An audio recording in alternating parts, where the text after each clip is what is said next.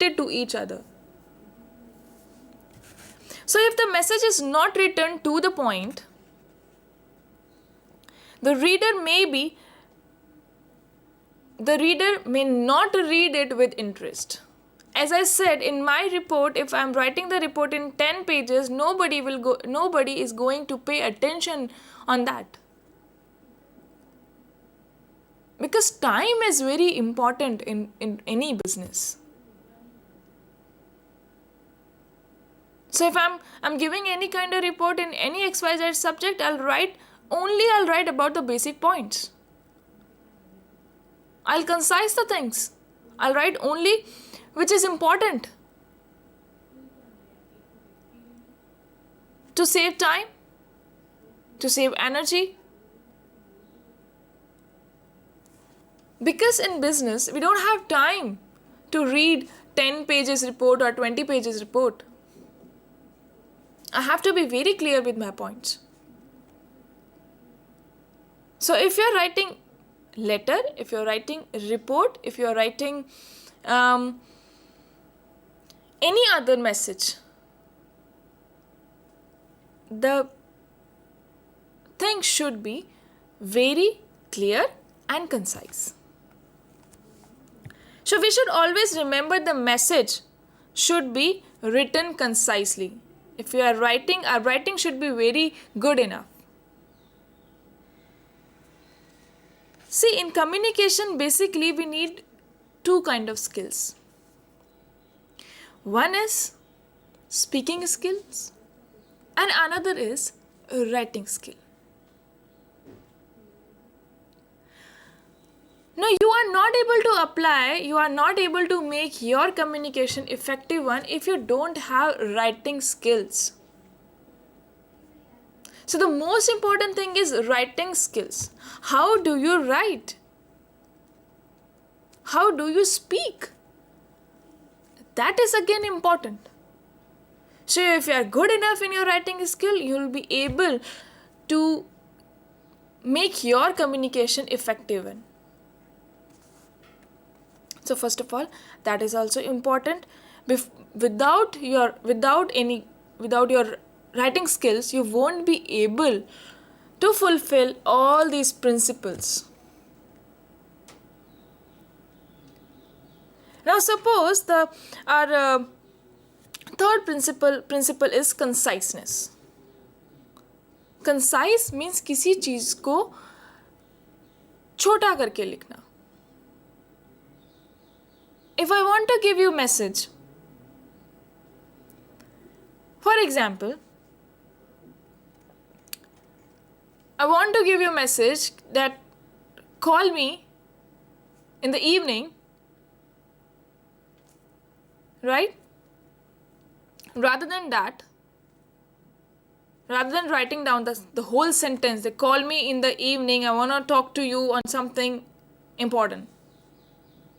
So rather than to write down the whole sentence, I can also write, call me urgent. So our main concern should be to transfer the message, to transfer the information. That is our main concern. And for that, there is no need to write everything in detail. Especially if we talk about the business communication, we'll write the things concisely. And that is the thing which can make our communication effective. Now, how can you make your communication concise? First of all, we'll write everything to the point. Whatever is our main subject, we'll write upon that only. Second thing, we will avoid too much repetition. We'll always take care of such things. If we have already mentioned a certain point at the starting of the letter, we will not write the same point again in between the letter or report. So the basic thing which you can do to make your message or to make your communication concise, you will always avoid repetition. If you have already mentioned about certain things, you will not repeat it again. That will only increase your length. That will not increase your efficiency. That will not increase the effect of the communication. So to make our thing concise one, we have to avoid the repetition. So the important point should be mentioned clearly, but not repetitively. That is the main thing which we have to take care to make our communication concise one.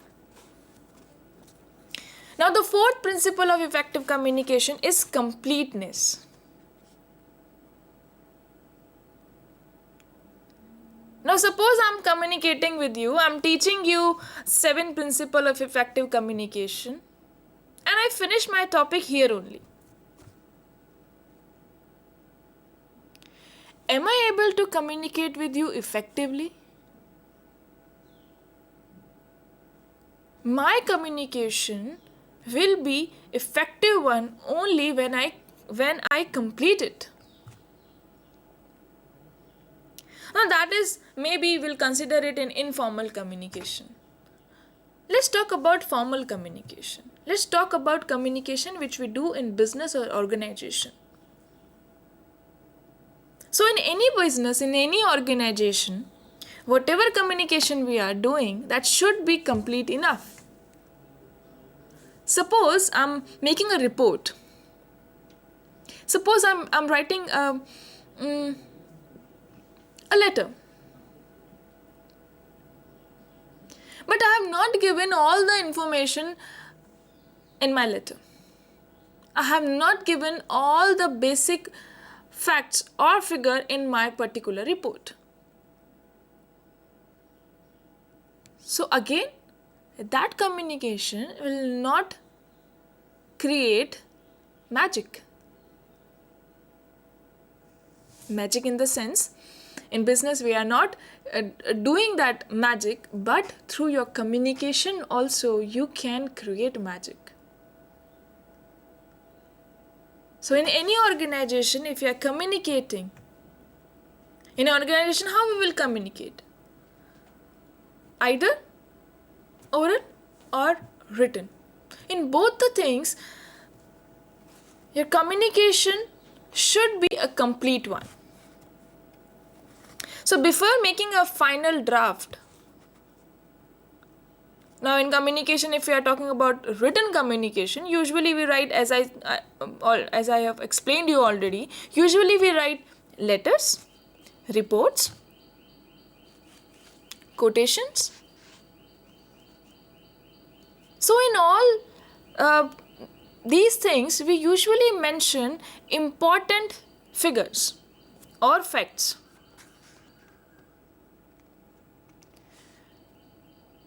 So in my letter, now somebody has asked me the quotation of my products. While sending him the reply, I forgot to mention certain things. And after this, there will be misunderstanding between both of the companies. So in business, whatever communication you are doing, whatever message you are transferring, that should be complete enough. So we have to check it after, before giving the final draft. We have to check it that whatever information we are giving in that is, first of all, that should be correct, and second thing, that should be complete. So all the because in maybe in day-to-day life we usually communicate, and I'm communicating with my mother, but somehow I am not able to complete it. Will it make any difference? No. But if I'm talking about organization, if I'm talking about business communication, this is really very this is really very important, that whatever information you are transferring to the another person, that information should be complete enough. Whatever message you are giving to the another person, that message should be complete enough. Otherwise, you won't be able to make your communication effective. So while writing a reply to someone, as I said that, as I have already given you one example, that suppose I'm writing a reply to any XYZ company regarding to the quotation or regarding to the order. So if I'm replying to someone, I have to check before sending the final draft that all the queries, all the questions, all the informations I have written properly or not.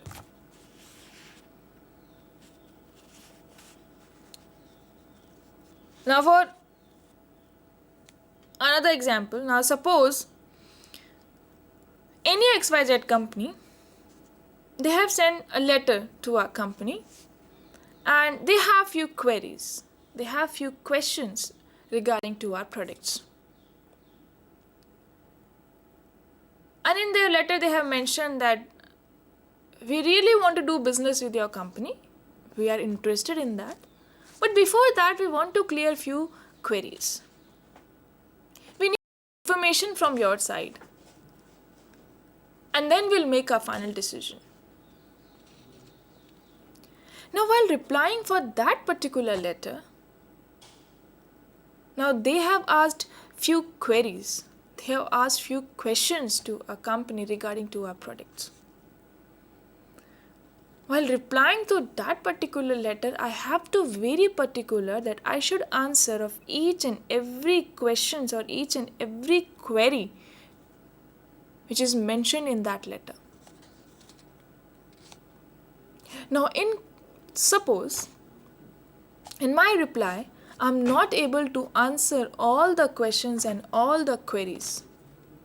It means my communication, from my side, the communication is incomplete one.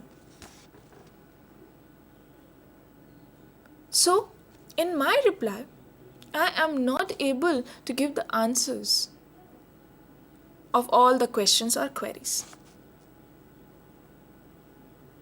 Now, after receiving my letter, what kind of impression I will create on the other company? Still their queries are unsolved. Because in my communication was incomplete one. I have given them incomplete informations. So in that case, then in future, they won't take much interest to do business with us. Because while communicating with them, while replying them, my communication was incomplete. It means I was not able to do effective communication. I'm not able to fulfill the principle of effective communication. So that is why if we want to do effective communication, 7 principles, all these 7 principles are important, and the fourth one, that is completeness. Now we will move further. That is the 5th principle, that is consideration. Consideration. Suppose in any organization, maybe there are 100 workers and maybe there are 1,000 workers. Maybe they have 2,000 employees. So if you are giving the message, we have to be clear enough that to whom we are giving this message. That consideration is important. So consideration means what? To check his requirement and his interest first. So suppose I am giving any information to any other company, first of all I have to take care of this, that whatever they want, that thing only I will provide them. That is a very important. So try to be in his place, first of all. Now, for example, while teaching the student, a teacher should take care that what exactly the student they want. Now, suppose you want this topic, you want to discuss this particular topic in detail. Or maybe you want to particularly want to discuss this topic through PPT, or you want to do group discussion on this particular topic. So first of all, I have to judge that what exactly my student they want, and then I will provide them the same thing. Then only I'll be able to create that effective communication with my student. Now suppose you want A thing and I am giving you B thing. So in that case, I won't be able to create that effectiveness. So that consideration is very much important. So try to reply from receiver's point of view, and you can use his language if possible. That is important. The further principle is concreteness. So before writing the message, it is necessary to check that we have studied carefully the need of the client or not. So while presenting the fact as per the need of your client, the information should be well planned. So whatever information we are giving, that should be very well planned, very clear enough, according to the requirement of the client. That is called consideration. So facts and figure narrated in the message should be specific. So whatever facts and figure we are giving, that should be very specific one, and try to avoid the extra details in your message. So we'll give them only that thing which is important through their perspective. So we have to keep this thing in our mind, that what exactly they want. Now at the last,